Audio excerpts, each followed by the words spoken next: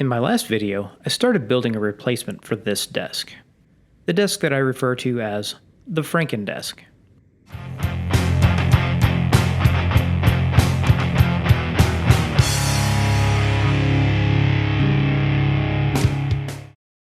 After all of these years, I decided it was time for a new desk. I could have easily ordered a desk made by somebody else, some mass-produced piece of furniture with no personality. But I'm a woodworker, and I want something unique. Something that fits my needs and wants. Plus, I'm picky. I've worked from home for nearly 10 years for my corporate job. Plus, I spend a lot of time editing videos and other hobbies at this desk. Any given week, I'm at this desk 40 to 50 hours or more. So not only does this desk need to look nice, but it needs to be ergonomic and functional as well. In the last video, I got the basic shape of the top complete along with the adjustable keyboard tray. We left off with me fitting the breadboard ends. If you notice, I left the ends of the breadboard ends much longer than they need to be, and I did that for a reason. I knew that I would need to put these on and take them off a few times before I fixed them in place. Leaving them long allows me to whack the ends with a rubber mallet to remove them. So using a square and a pencil, I'm marking the placement where I want to put the dowels to hold the breadboard ends on the end of the desk. The dowels will go in the center of each of the tongues that I cut in the last video. I want the dowels to be 1 inch away from the edge of the desk, and I'm using 1/2 inch dowels. Using a punch and a hammer, I will mark the center of the hole 1 1/4 inch away from the edge on my lines. Then I'll take the breadboard ends to my drill press, and I will drill out these holes using a 1/2 inch Forstner bit. Then I will take these pieces back to my workbench and reinstall them. Then, using the same 1/2 inch Forstner bit, I will mark the center of each hole on the tongue pieces. Then I will remove the breadboard ends and drill out these holes. Now, I have a couple of issues that I need to think about here. The first one, I want to make sure that the breadboard end draws up tight to the desk. So, to make sure that happens, I'm not going to drill the holes in the tongues where I marked them. Instead, I'm going to move them closer to the desk, the width of the point of the Forstner bit. The second issue that I have is the breadboard end is cross-grained to the rest of the desktop. If I don't allow for seasonal wood movement, the pressures caused by the seasonal wood movement will cause something to crack, either the desktop or the breadboard end. So to compensate for this, I will drill the center hole as 1 1/2 inch hole. The other holes on either side of the center hole will be elongated front to back to allow for the desktop to expand and contract naturally. Now I will only glue the breadboard end on the center tongue. The others will be allowed to float freely.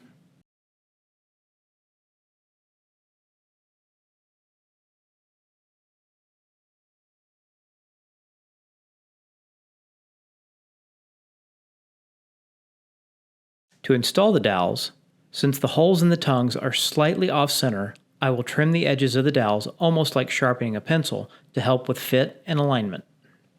Once I get the dowels all the way through the breadboard ends, I will cut them off and move along to the next one. I'm purposely leaving them a little bit long to give the glue some time to set up. Then I'll come back a little later and trim them flush. Now that the breadboard ends are fastened and not going anywhere, I can cut the ends down to the proper length. I'm going to start by using a jigsaw to remove a majority of the waste. Once I get it close, I will clamp a board in line with the edge of the desk and then use my router with a flush trim bit to clean it up.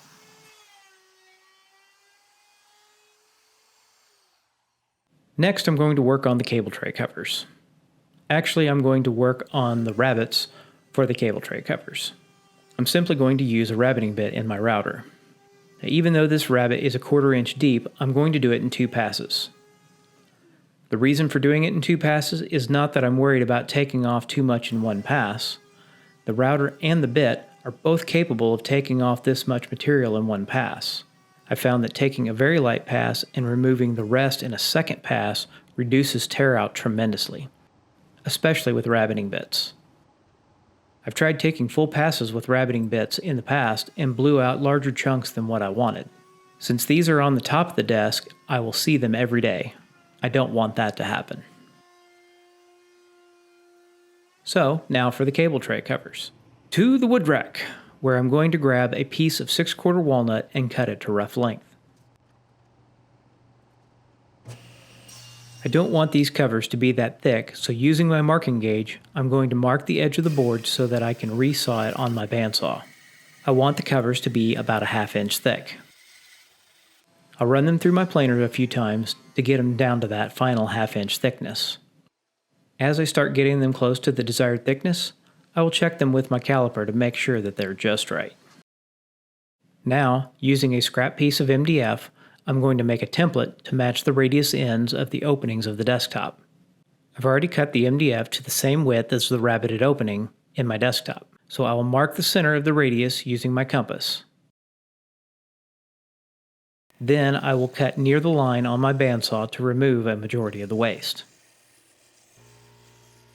Then, using my radius cutting jig from my last video, I will use my router to cut down to the line. I received a comment from my last video stating that this jig is kind of janky. Those weren't the exact words, but it captures the sentiment.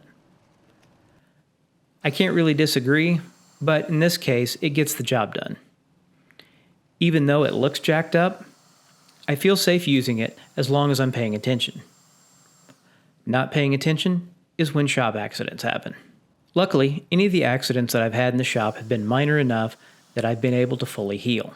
But with that said, if you ever set something up and it doesn't feel right, don't do it. That's your brain saying, hey, you're about to do something stupid. You're gonna screw yourself up. With my template cut, I will mark one end of the cover. Then I will take it to my bandsaw and cut close to the line, removing as much waste as I can.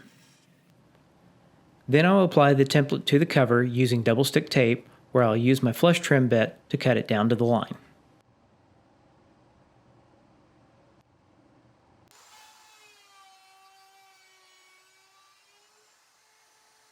Next, I will place the trimmed end in the opening to get the length of the cover so I can place the template on the other end and repeat the process.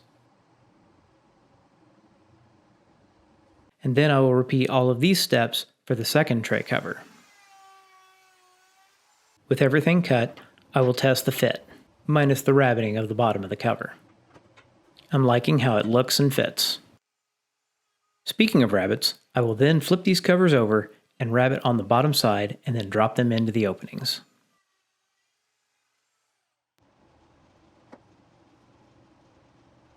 Now it's time to flip the desktop over and start working on the bottom.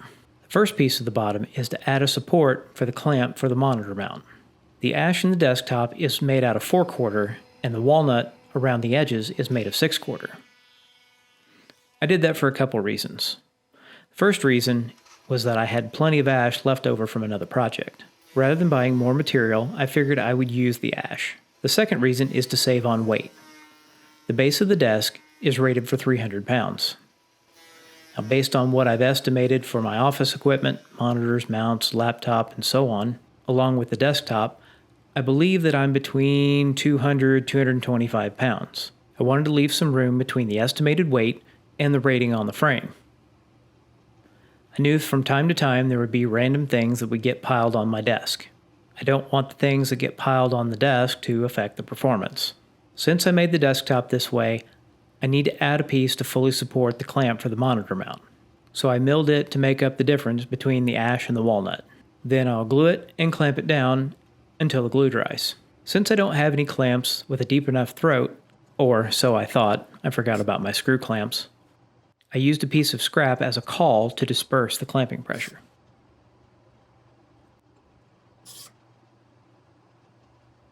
Now for the back of the opening of the keyboard tray. I cut the board the same length as the width of the keyboard opening, plus the thickness of the boards on either side. I drilled a hole in the middle to allow for the cables from the keyboard and the keypads to pass through. I used pocket holes and wood screws to hide the fasteners on the bottom and the back side.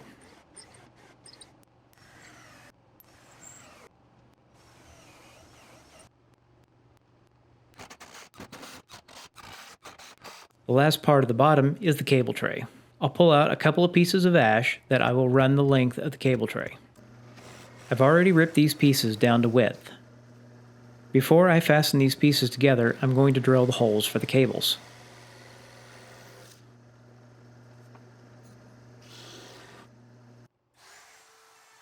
Then, using my router and an 1/8 inch roundover bit, I will ease these edges on both sides. Once the cable tray is assembled, I will not be able to get a router or a sander in these places. Next, using my table saw, I will cut a dado to hold the bottom in place. I don't want to switch to my dado stack, so I'm just going to use my table saw blade. So I'm going to set the height using my setup block. I'll cut 1/8 inch groove, the width of the blade, and then move the fence over 1/8 of an inch, roughly, to widen the groove so that it will hold that 1/4 inch plywood. Then, using my pocket hole jig, I will drill holes to attach the cable tray to the bottom of the desk. Once attached to the bottom of the desk, then I can slide in the bottom panel and attach the ends. Now I'll flip it over so that it's right side up, and I'll work on the cable holes and the handles for the cable tray covers. These holes will allow for the devices that sit on the desktop to have their cables pass through the top and hide inside the cable tray. So I'll mark the locations for the holes, and I'll take the trays over to my drill press and drill the holes. Then I'll take them over to the bandsaw and finish cutting the slots. But as I'm working on these slots, the bandsaw is not giving me the finish that I'm looking for, so I'm going to switch to doing this with hand tools. Using my marking knife and a square to establish the lines on either side of these holes, then I will use my chisel to establish a knife wall. I'll use the knife wall to allow the dovetail saw to slip into a groove where I can finish cutting these slots. These slots came out with a lot less cleanup than if I would have used the bandsaw.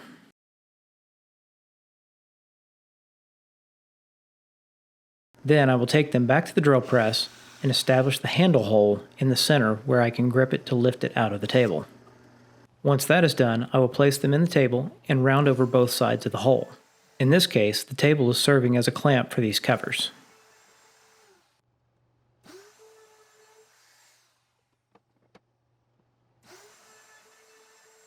I want to break the edges, but before I do, I want to make sure that all of the joints are smooth. If not, when I run the router around the edges, the roundover will not be even. I'm using a 1/4 inch roundover bit in my router to break these edges. I'll start with the corners. The reason that I start with the corners is because these have the highest likelihood of chipping out because I'm moving across the grain. So, if I have any chip out, whenever I move along the grain, it will cover any of these possible chip outs.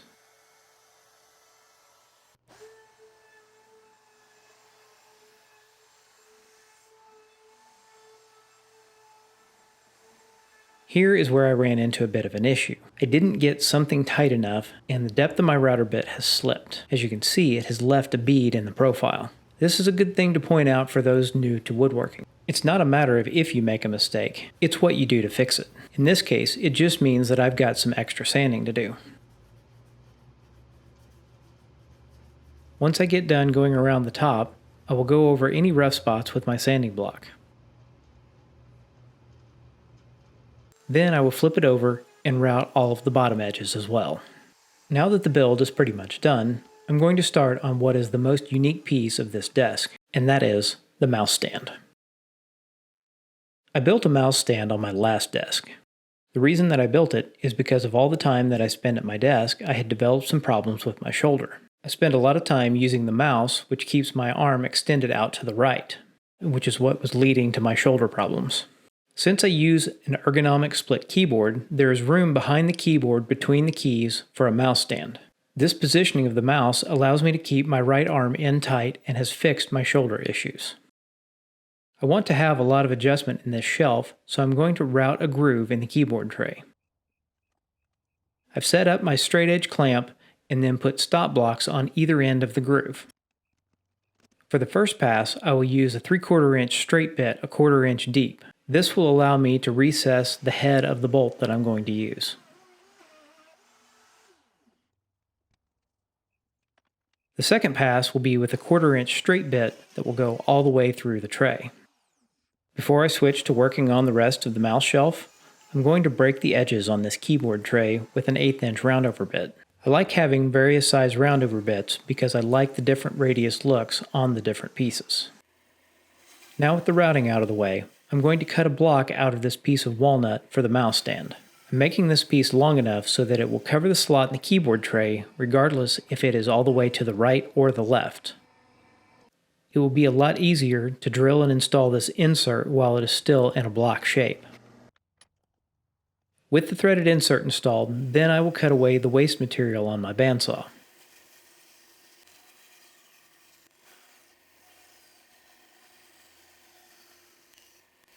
Then I will clean up my saw marks using my benchtop sander. Next, I will take one of the waste pieces to make the piece to go between the shelf and the base. I'll mark out the shape and cut it on the bandsaw.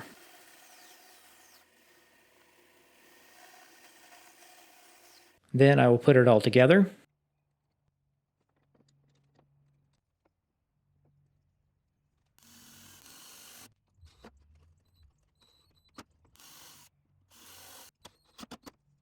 And that is my mouse stand. Now it's time to start finishing. I'll start by filling the knot holes. I used to use stainable wood filler for filling knot holes, but I never liked the way it looked. A few years ago, I tried using some 5-minute clear epoxy, and I really like the way that it looks. It takes on the color around it and blends in really well. With all the holes filled, I will start sanding. For this desk, I wanted to try an experiment. I say that as though this entire project hasn't already been an experiment. But what I'm referring to in this case is I've ordered some 3M Cubitron sandpaper from Tay Tools for this project. I'm not sponsored by 3M or Tay Tools. I just really like this sandpaper. It works so much faster than the aluminum oxide paper that I used to buy. So in the process of sanding, I'll start with 80 grit and slowly move across the entire desk surface. Once I finish with the grit, I will clean off the surface to make sure that there is no grit left behind from the previous sandpaper. Then I will switch to 120 grit, 180 grit, and then I'll finish with 220. It is important not to skip grits. It's also important to clean off any dust and grit between each grit. As you're switching through the grits, as long as you do not increase more than 50% from the previous grit, then you will save yourself a lot of time in sanding. I used to not believe that until I tried it, and it does make a big difference. If you follow the process, you will save yourself quite a bit of time. In this process, you will spend most of your time in the 80 grit paper, but you will move through the other grits rather quickly. After I finish sanding, but before I start applying finish, I will wash the surface with mineral spirits. This will get off all of the dust and grit and prepare the surface to receive finish. For the finish, I will use a hand-rub polyurethane. I'm a big fan of the hand-rub polyurethane. Years ago, I used to brush on polyurethane and I didn't ever like the way it looked. It always seemed to have brush strokes in it. I tried spraying projects, but I wasn't very good at it. With both of these methods, I didn't like messing with the cleanup. I got so frustrated with applying finish that I finally just turned my projects over to my dad and let him finish them. He does an amazing job with a paint sprayer. When I discovered hand rub poly, I had to try it. It gives a really nice finish and the cleanup is a snap. For flat surfaces, I'll pour the poly directly on the piece and then rub it in with a lint-free shop towel. For other surfaces, I will pour some finish on a paper plate and dip the shop towel in it. Once I'm done applying a coat, I will leave the shop towel on the paper plate until it dries. Then I'll simply throw it away. Now that the finish is done, it's time to put it all together. So I'll set the base close to where it's going to live. Then I will set the desktop on the base. The desktop isn't heavy enough for me to not fasten it to the base. So I will measure, mark, and install threaded inserts on the bottom of the desktop. The holes in the base are large enough to allow for seasonal wood movement. The next piece of this is to install the control mechanisms for the height adjustments. This controller has a gyroscope in the desk so that if it hits something when it's raising or lowering, it will stop. This will prevent damage from running into things. Then I will install the buttons. Since I enter my office from the right side of the desk, I'm installing the buttons on the left side. This will limit the amount of traffic passing in front of these buttons and hopefully prevent me from running into them. The housing on these buttons are plastic, and I don't want to break them off accidentally. With that, the desk is technically done, but I want to test the height adjustment mechanism. So I will install a power strip and plug in the controller. Hey look, it works! Now it's time to install all of my office equipment. I will start with the monitor mount. This monitor mount will hold 4 monitors. If you're looking for this mount online, you won't find it. Like my router jig for cutting radius, this thing is custom too. I've installed my power and signal cables, so then I will hang the monitors and connect all of the cables.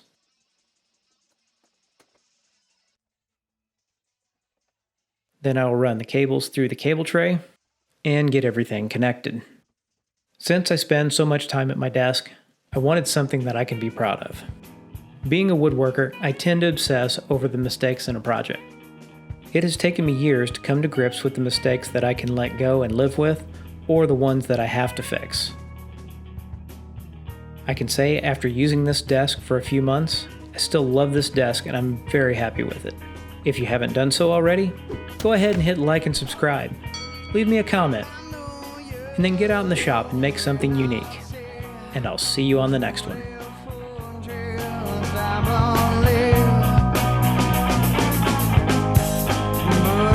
Show